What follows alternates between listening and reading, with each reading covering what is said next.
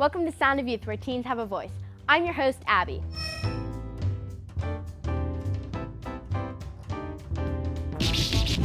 On today's show, we're going to have a special performance by two talented siblings making their way in the arts. And we'll check out an interfaith event in Georgia that's the gathering spot for teens from all faiths. All this and more on Sound of Youth.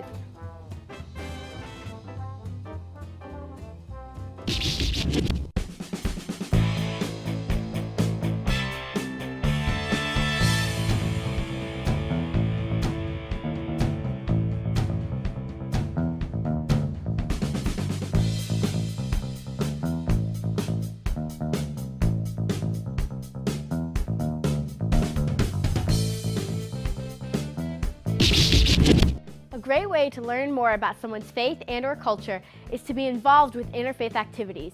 You not only learn something about someone's faith, but you may make a new friend along the way. Here's a look at two interfaith programs Sound of Youth visited this summer.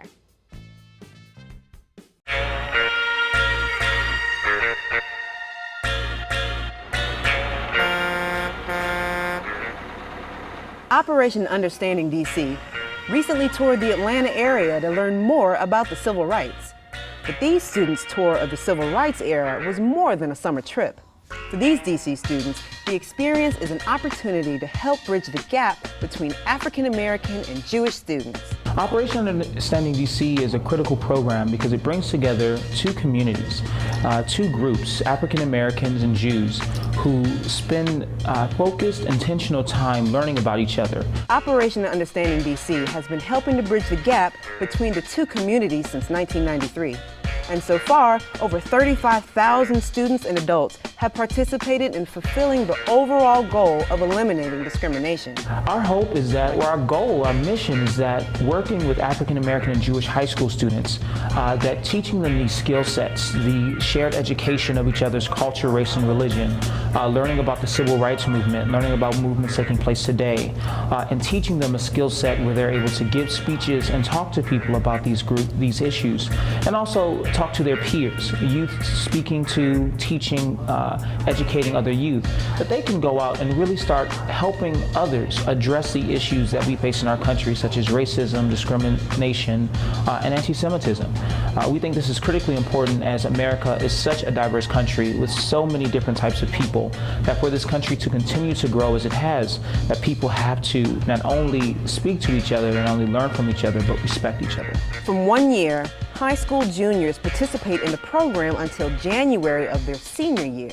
The program accepts 32 students, equally dividing between African American and Jews, males and females. We've been together for 6 months. We met middle of January, and every 2 weeks we'd go to speakers. We've been to the Howard campus to meet with people. We've had speakers on African American history and on Africa and Jewish history and on the state of Israel currently. Operation Understanding DC not only opened a door to learn someone else's culture, Jewish culture, but learn more about one's own culture.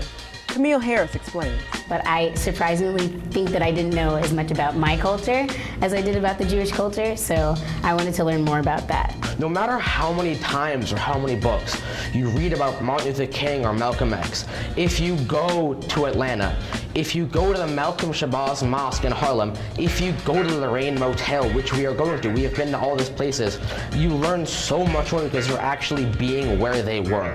Ben shared with the Sound of Youth the 3 steps he learned from Operation Understanding DC program. There's 3 steps. It's learning about the cultures and places, actually going there, and then bringing it back to our DC metropolitan area in Alexandria and Gaithersburg and Rockville, and actually facilitating change in our neighborhoods. And one of the best ways to bring change is the opportunity to dialogue. What we find in the conversations with the young people are that a lot of times they think they know about each other, and it's that interaction, that personal interaction where they get to speak to one another and not speak at one another, and there's a difference. When they're speaking to one another, they really learn about the other group. They really learn that what they thought they knew may be incorrect, and it gives them a chance to have substantive, meaningful conversation, which usually leads to them having a raised awareness of each other, and through that raised awareness, a skill set to engage other communities. I've learned so much on this journey, and it's only been this is our 10th day, which, wow, that's a long time, but we still have 13 more days to go. So just want to be able to go back and educate and say, you know, this is what I've learned, and I've learned this about the Jewish community, and I want to be able to say that in my church and say, like, the Jewish community, we have a lot as African Americans in common with them. And this was the ability to get together with a group of 29 incredibly intelligent other people and having to explain things to the African American students because they would understand it and learning from their culture. But the sheer fact that you can have such deep, intelligent conversations for 2-3 hours is just incredible. Because this is an amazing experience. I'm doing things now that I could not dream of doing if I was not in this program. The things we do, the people we meet with, is just incredible. This summer, Emory University hosted a day of interfaith youth service. Sound of Youth had an opportunity to talk with a couple of students about the event and the importance of talking with other students from different faiths. Where they had people come literally from all over the United States. And today was actually the day where people also came from, there was actually people coming representing from a Jewish school, and then we had a couple people came from Hindu, we had a couple Hindu people, a couple Buddhist people, and we all had this like big interfaith day. And one of the main events was doing a service project, and it was to pack books to take to Africa, and that was a really nice experience. So. The students shared with Sound of Youth what they enjoyed most about the interfaith service. We got to play soccer with some of the kids from the Islamic tradition, and I just really enjoyed how much we have in common, because usually you hear about all this conflict between Christians and Muslims, and it was just nice to be able to come together and just to have fun. It was really nice how, I guess, the informality of it, the fact that we were able to discuss so many deep issues and so many important issues in an environment that was, I guess, laid back, not so tense, one that dialogue can be easily opened in. And why do they think interfaith dialogue is important? I think it's, the reason I think it's extremely important is because these days we really need dialogue. Dialogue is extremely important. We have a lot of people judging, we have a lot of people assuming things, but we never have people actually sitting down and talking to each other. And honestly speaking, if people sat down, they would realize so many similarities between each other.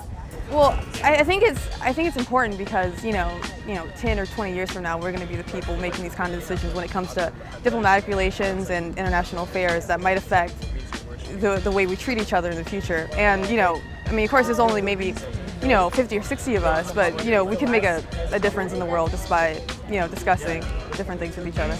I'd really like to see more events like this, because I think that with more events like this, we would have a lot more dialogue, a lot more understanding, and a lot less misunderstanding, and a lot less stereotypes.